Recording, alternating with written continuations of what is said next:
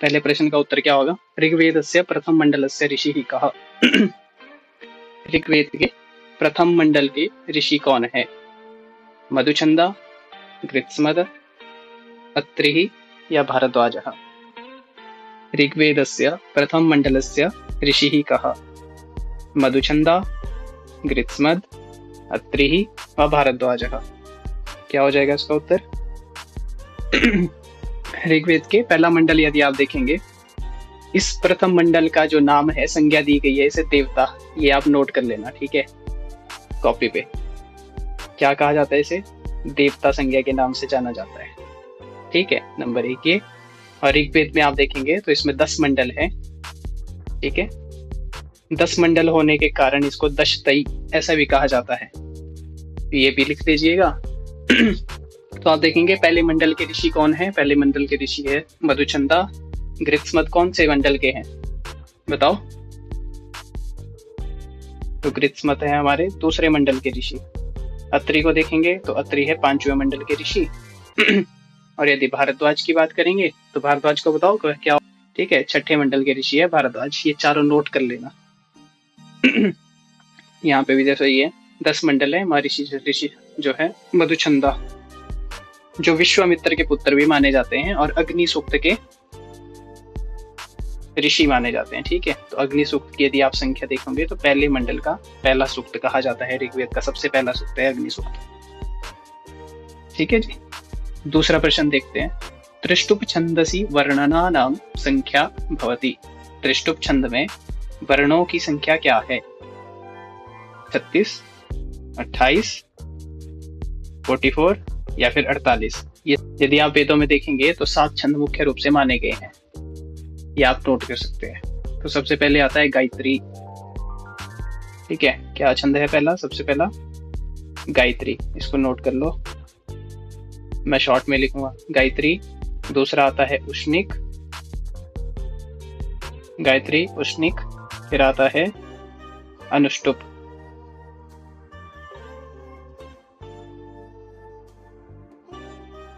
गायत्री उष्णिक अनुष्टुप। फिर चौथे नंबर पे हमारा बृहति, ठीक है। बृहति के बाद है पंक्ति,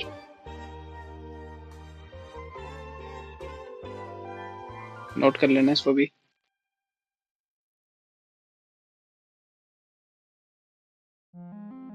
बृहति के बाद आ जाएगा पंक्ति, फिर उसके बाद आएगा त्रिष्टुप, फिर आ जाएगा जगति।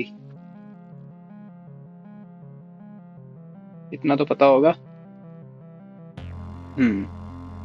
ठीक है। बृहति, फिर पंक्ति, फिर आता है त्रिष्टुप, फिर आता है जगति।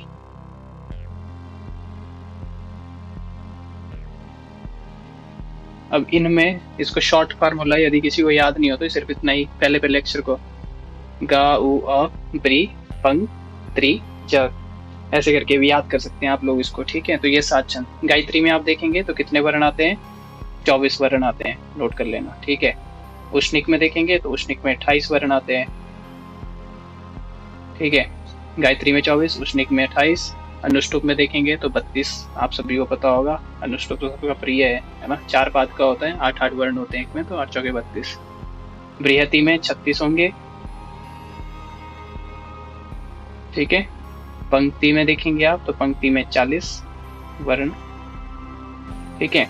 और त्रिष्टुप में 44 जो इस प्रश्न में आया था, और जगति में 48 हो जाएंगे ये, ठीक है। तो 48 हो जाएंगे इसमें। गायत्री में 24, उष्णिक में 28, अनुष्टुप में 32, बृहति में 36, पंक्ति में है हमारे 40 वर्ण, और त्रिष्टुप में होंगे 44, और जगति में हो जाएंगे 48, ठीक है। तो आगे देखते हैं इसको। फिर अगले तीसरे प्रश्न को देखो। ऋक् शब्दस्य अर्थः कः? लौकिकम, संजानम, प्रकृतिः या स्तुतिः? अंकिता शब्द का अर्थ होता है स्तुति। जैसा एक परिभाषा भी है, रिच्यते स्तूयते अनेया इति ऋक्, ऐसे इसको। दशतई कस्य वेदस्य नामांतरम? यजुर्वेदस्य, ऋग्वेदस्य, सामवेदस्य व अथर्ववेदस्य? दशतई किस वेद का नाम है? यजुर्वेद का, ऋग्वेद का, सामवेद का या अथर्ववेद का? क्या हो जाएगा? चार 4 नंबर का बी। ठीक है, हाँ, ऋग्वेद का ही नाम दशतई है, क्योंकि इसमें 10 मंडल पाए जाते हैं, इसलिए इसे दशतई कहा जाता है। और ऋग्वेद का एक और नाम नोट कर लो, इसे होत्री वेद के नाम से भी जाना जाता है। ठीक है, क्या कहते हैं? होत्री वेद, ऐसे करके होत्री वेद भी कहा जाता है। ये आप नोट कर लो फैक्ट थोड़े बहुत। ऋग्वेद के बारे में यदि आप देखेंगे तो इसमें 10 मंडल हैं, ये नोट कर लेना। ठीक है, और 1028 सूक्त हैं इसमें। कितने सूक्त हैं? 1028। ठीक है, और 10,580 क्या है? 10,580 क्या है इसमें?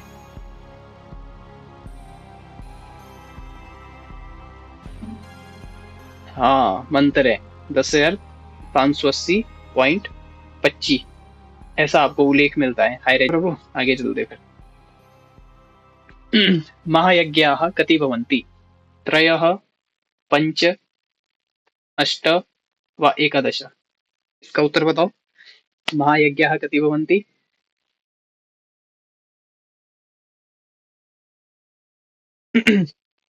महायज्ञाः भवन्ति त्रयः, पंच, अष्ट, एकादश।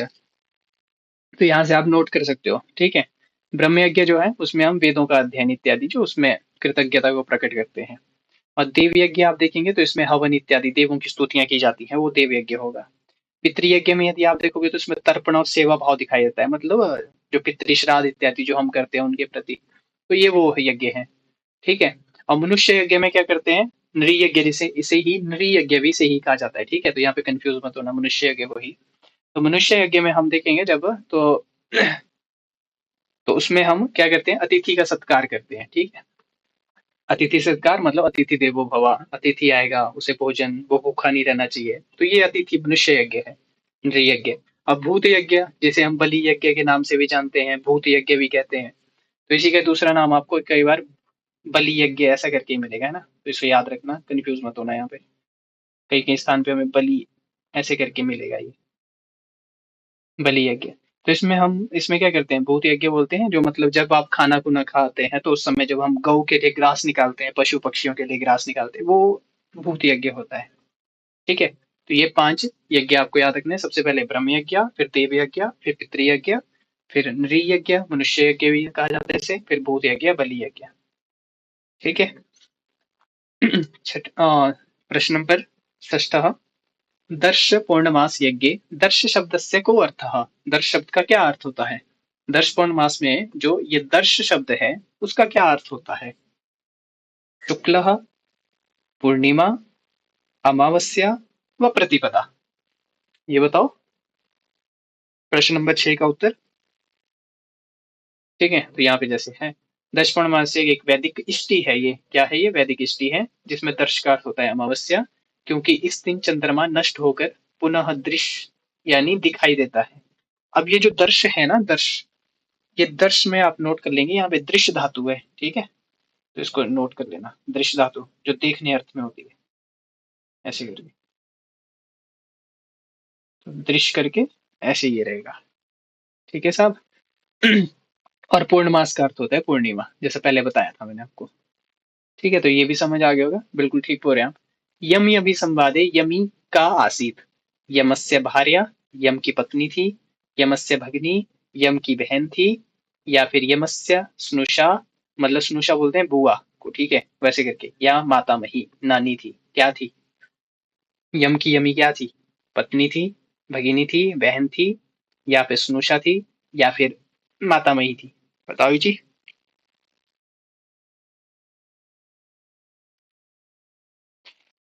अजय शर्मा, बी।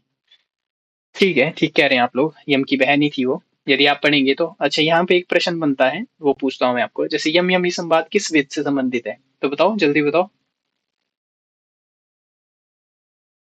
यहाँ पे कोई आपके 5-6 प्रश्न बनेंगे इसी ही टॉपिक से। तो यम यमी संवाद किस वेद से संबंधित है, बताओ। बिल्कुल ऋग्वेद से संबंधित है। अच्छा, इसकी संख्या क्या है? इस संवाद सूक्त की संख्या क्या है? दूसरा क्वेश्चन। संख्या बताओ, संख्या याद है किसी को? कौन से मंडल का कौन सा सूक्त है? एक एक है, पांच पांच है, दस दस है, ग्यारह ग्यारह है, क्या क्या है बताओ? चार ऑप्शन दे दिए मैंने आपको, उसका बता रही है पहला सूक्त है। अच्छा, और 10वें मंडल का 10वां सूक्त है, बहुत बढ़िया। ठीक है। अब एक प्रश्न यहाँ पे ऐसा बन जाएगा कि यम यमी संवाद में कितने मंत्र हैं? तो कितने मंत्र है यम यमी संवाद में? दस दस, शायद 14 है सर, बिल्कुल सही बात, 14 ही है। ठीक है। और यहाँ पे एक ये नोट कर लो इसमें, कि इसमें त्रिष्टुप छंद है। कौन सा छंद है? त्रिष्टुप छंद है, ये आपको जानना है। अब ऋग्वेद में जो प्रश्न बनते हैं वो आपके चार मंडल से बनते हैं, जिसमें चार संवाद सूक्त मुख्यतः हैं। वो चार संवाद कौन कौन से हैं उनको नोट कर लो। एक है पुरूरवा उर्वशी संवाद। ठीक है। कौन सा संवाद है पहला? पुरूरवा उर्वशी संवाद। ठीक है। और इसकी संख्या है 1095, मतलब 10वें मंडल का 95वां सूक्त। ये आपको याद रखना है। ये आपको पढ़ा दिया, 10वें मंडल का 10वां सूक्त है, जिसमें यम जो है वो यमी की बहन है। और इसमें क्या होते हैं? ये जुड़वा भाई बहन होते हैं। ठीक है, तो ये रख लेना। इसमें क्या करती है? यमी बोलती है कि सामने से विवाह का प्रस्ताव रखती है यम के साथ। ठीक है, जब आप इसको पढ़ेंगे, इसको पढ़ेंगे हम अगली बार, मूल पढ़ेंगे, क्लास रखूंगा मैं एक, इसकी मूल रखूंगा आप लोगों के लिए। ठीक है। फिर अगला आता है विवाह। विवाह से कति भेदाः भवन्ति। अब ये प्रश्न आपको पता होना चाहिए कि किस टॉपिक से है या कौन सी बुक से है। तो कहाँ से ये प्रश्न बना है, सबसे पहली बात तो यही है। ठीक है, तो विवाह के कितने भेद बताए गए हैं बताओ? दश, पंच, सप्त व अष्ट, कितने बताए गए? ठीक है, आठ वेद कौन कौन से देख लो। सबसे पहला है ब्रह्म, ब्रह्म विवाह। फिर है देव विवाह। फिर है आर्ष विवाह, फिर प्रजापत्य विवाह। ठीक है, तो ये चार हो गए, ब्रह्म देव आर्ष प्रजापत्य। फिर उसके बाद आते हैं हमारे आसुर विवाह, गांधर्व विवाह, राक्षस विवाह और पैशाच विवाह। अब इन चार को जो है इसमें प्रशस्त माना गया है, ये प्रशस्त विवाह भेद माने गए हैं चार। और अप्रशस्त ये जो चार माने गए हैं। ठीक है। और इनमें जो सबसे प्रसिद्ध जो माना गया है, सबसे उत्तम विवाह जो माना जाता है, वो होता है ब्रह्म विवाह। तो ये आपको याद रखना है, सबसे उत्तम विवाह कौन सा माना गया है? ब्रह्म विवाह माना गया है। ठीक है जी। फिर अगला प्रश्न है उपनिषद। यहाँ पे द हलंत होगा। उपनिषद शब्दे कह धातु। उपनिषद शब्द में कौन सी धातु है? सद धातु है, असद धातु है, निषद धातु है, या फिर वच धातु है? उपनिषद शब्दे कह धातु। उपनिषद शब्द में कौन सी धातु है? सद धातु है, असद धातु है, निषद धातु है, या वच धातु है? ए ए ए हम्म,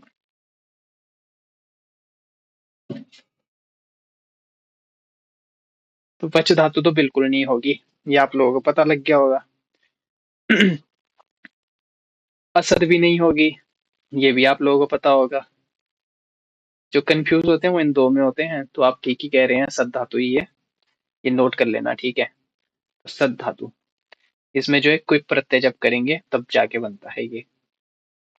और उपसर्ग है, नी भी उपसर्ग है, सद धातु है, इसको मत लेना है ना। और क्विक प्रत्यय करेंगे तब जाके बनेगा ये, जिसका मतलब होता है, उप का मतलब होता है समीप, और सद का मतलब होता है बैठना कहीं। तो इसमें जो है अभी इतना मतलब गुरु के समीप जाकर निष्ठापूर्वक बैठना, इतना इसका अर्थ हो जाता है। आयुर्वेद, गांधर्वेद, स्थापत्य वेद। देख लो भाई, टॉपिक, इस टॉपिक से ही कितने प्रश्न बन रहे हैं पिछली बार। यजुर्वेदस्य उपवेदः कः? धनुर्वेदः, आयुर्वेदः, गांधर्वेदः व स्थापत्य वेदः। यजुर्वेद का क्या हो जाएगा? ठीक है। अच्छा, ऋग्वेद का क्या होगा? ऋग्वेद का बताओ। ABCD, यही चार ऑप्शन है आपके पास। ऋग्वेद का क्या हो जाएगा?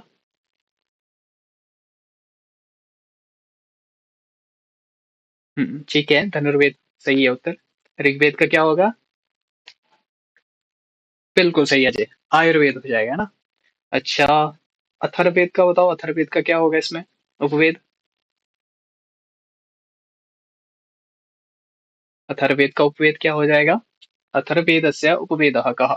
ऐसा प्रश्न यहाँ पे बन गया। यही चार ऑप्शन है। अथर्ववेदस्य उपवेदः कः? अथर्ववेदस्य उपवेदः कः? बिल्कुल सही मुस्कान, डी हो जाएगा, स्थापत्य वेद हो जाएगा। ठीक है चंद्रशा। अगला प्रश्न देखते हैं हम। षड वेदांगेषु अस्य गणना न भवति, है ना? प्रश्न नंबर 12 का उत्तर बताइए। कल्पस्य, मीमांसायाः, निरुक्तस्य, व्याकरणस्य। प्रश्न नंबर 12 अच्छे से पढ़ के बताइएगा।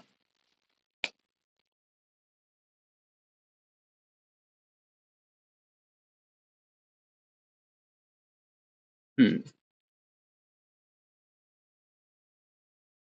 ठीक है। षड वेदांगेषु कितने वेदांग बताए गए हैं? वेदांग, वेदांगानी कति भवन्ति? छह। कौन कौन से? कौन कौन से होते हैं?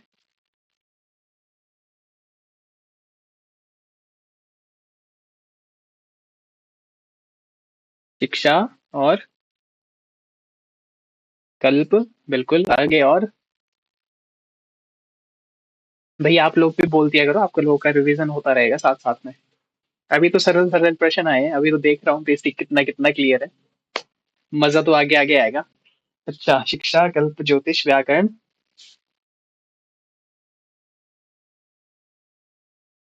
शिक्षा कल्प व्याकरण छंद ज्योतिष निरुक्तम। ठीक है। अच्छा, क्रम से यदि पूछे तो? शिक्षा व्याकरणम छंदो निरुक्तम ज्योतिषम तथा कल्पश्चेति षडंगानि वेदस्याओ मनीषिणः। तो ये इसका क्रम रहता है। नेट में यदि आप देखेंगे तो क्रम पूछा जाता है कि छह वेदांगों का क्रम से बताइए। तो पहले क्या होगा? शिक्षा आएगा। दूसरा क्या होगा? तो वैसे करके क्रम से वो आपको एक श्लोक है, शिक्षा व्याकरणम छंदो निरुक्तम ज्योतिषम तथा कल्पश्चेति षडंगानि वेदस्याहुर मनीषिणः। मतलब वेद के छह अंग बताए गए हैं मनीषियों के द्वारा, मुनियों के द्वारा। सबसे पहले आता है शिक्षा, दूसरे में आता है व्याकरण, शिक्षा व्याकरणम छंदो, फिर तीसरे पे आएगा छंद, फिर आएगा निरुक्तम, फिर आएगा ज्योतिष, फिर लास्ट में आता है अपना कल्प। ये आपको क्रमिक याद रखना है, ठीक है? ठीक है जी। फिर ये प्रश्न, कति भाव विकाराः भवन्ति? पंच, षड, दश व सप्त। कति भाव विकाराः भवन्ति? बिल्कुल निरुक्त से ये प्रश्न है। और कति भवन्ति? छह भवन्ति, है ना? षड भवन्ति। तो षड के भवन्ति? सबसे पहले क्या आता है? क्या होता है संसार में सबसे पहले कोई चीज का?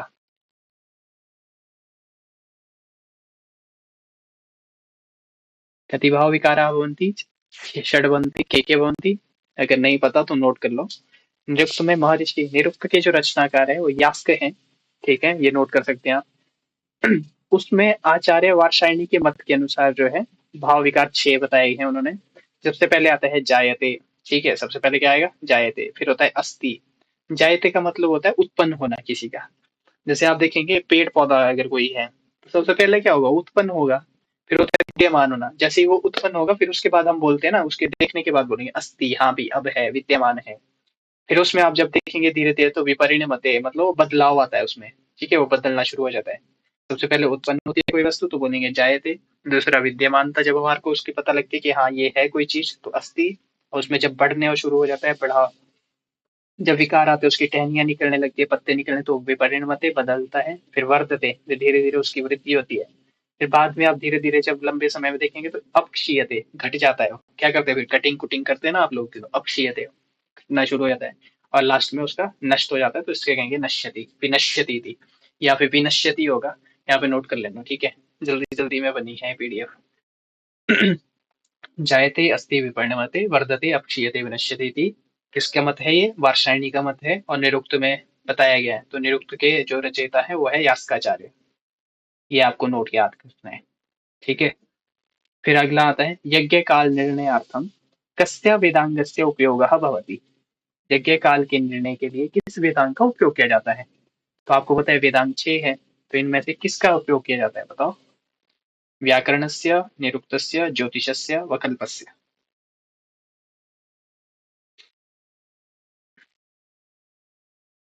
हम्म व्याकरणस्य, निरुक्तस्य, ज्योतिषस्य, वकल्पस्य यज्ञकालनिर्णयार्थं कस्य वेदांगस्य उपयोगः भवति?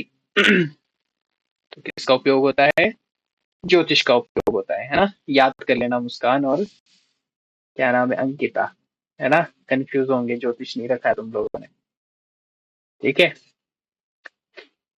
और ज्योतिष को यदि आप देखेंगे तो वेद पुरुष का चक्षुहु ऐसी संज्ञा दी है ना? जिसमें हम क्या करते हैं, तो इसमें आपको देखेंगे तो क्या मिलेगा? यज्ञों की सही समय बताया गया होगा, शुभ मुहूर्त बताया जाता है, और तिथि नक्षत्र ज्योतिष के वेदांग में, क्योंकि इसमें पंचांग आपको मिलेगा, तो 5 अंग जिसमें होते हैं तिथि, पार, नक्षत्र, योग, करणम एवं च। तो इनमें सब चीजें, जब आप कोई शुभ कार्य करने जाएंगे तब भी आप शुभ मुहूर्त निकालेंगे, तो ज्योतिष से ही हमें मिलता है ना? एक थोड़ा कॉमन सेंस वाला क्वेश्चन भी है। ये प्रश्न आया अच्छा था। विषोत्तरी दशायाः दश वर्षाणि भवन्ति, क्या होते हैं? गलत ही उत्तर दीजिएगा, पर उत्तर दीजिएगा, है ना? जिसने ज्योतिष पढ़ा होगा उसे पता होगा। विषोत्तरीय दशायाः दशा वर्षाणि भवन्ति, क्या होगा इसका उत्तर? 108, 36, 120 या फिर 100?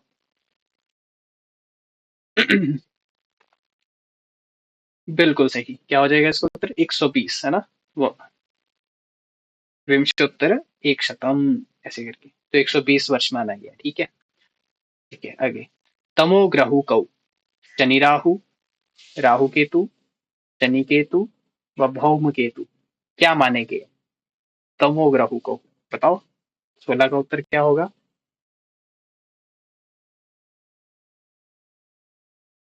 राहु केतु, शनि राहु, शनि केतु या भौम केतु? बिल्कुल सही, 16 का उत्तर हो जाएगा राहु केतु, है ना? ये दोनों जो है तमो ग्रह माने गए हैं। ठीक है। तो यहाँ पे आप पढ़ भी सकते हैं, ज्योतिष शास्त्र में राहु केतु को जो भौतिक ग्रह नहीं माना गया है, भौतिक ग्रहों में इनकी गणना नहीं होती है, तो यहाँ पे प्रश्न भी बन सकता है, भौतिक ग्रहों कस्य गणना न भवति? तो राहु केतु वहां पे उत्तर हो जाएगा ना? तो बल्कि ये गणितीय कटान बिंदु शेडो प्लैनेट्स कहे जाते हैं। शेडो मतलब अंधकार रूपी प्लैनेट्स, प्लैनेट्स का मतलब ग्रह, ठीक है? तो तमो ग्रह माने जाते हैं। कालपुरुषस्य शिरभागे विद्यमानः राशि कः? बताओ, इसका उत्तर बताओ। विद्यमान होती है, क्या बताया? मेष, बिल्कुल सही अजय, मेष बताया ना? तो अब इसमें देखो,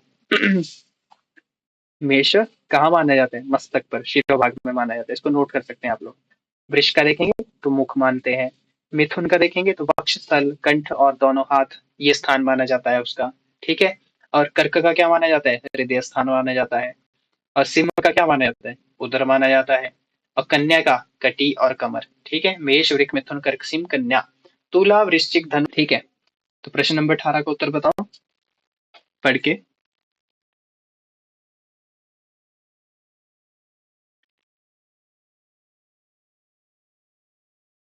प्रश्न नंबर 18।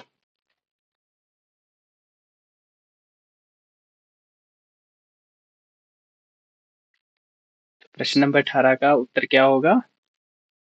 शशवृतः कस्य ग्रहस्य पर्यायः?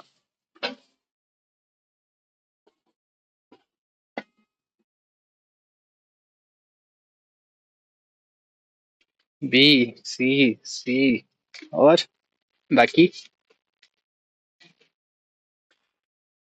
जो उत्तर नहीं दे रहा वो बोलो, बाकी बोलो, बांके बिहारी लाल की, है ना? बाकी तो भागवत कथा सुनने आए हैं।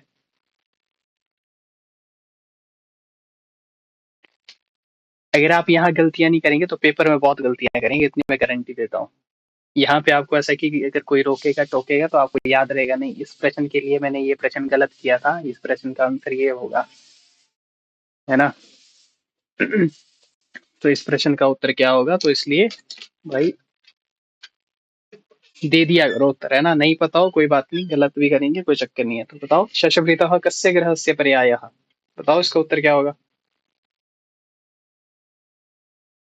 बी सी सी सी। ठीक है, तो मुस्कान, शशवृतः, शशवृतः मतलब शश को क्या कहते हैं? ठीक है, तो शश शश बोलते हैं खरगोश को।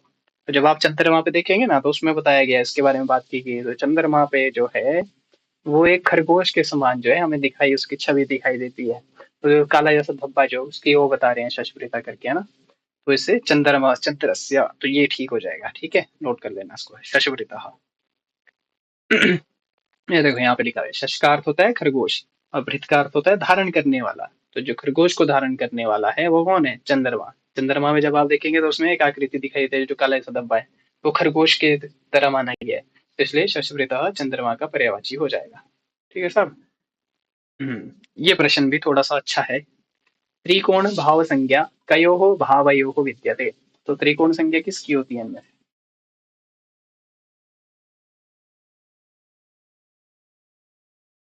ये टॉपिक शायद मैंने पढ़ाया भी है पहले, किसी को पढ़ाया है, अगर आप लोग को पता होगा पुराने छात्रों को। तो क्या बताते हैं आप लोग? B B B. और बाकी? बाकी बोलो, सच्चे दरबार की। जय ही लिख दो, प्रश्न का उत्तर तो नहीं लिखना है। जय तो लिख ही सकते हैं।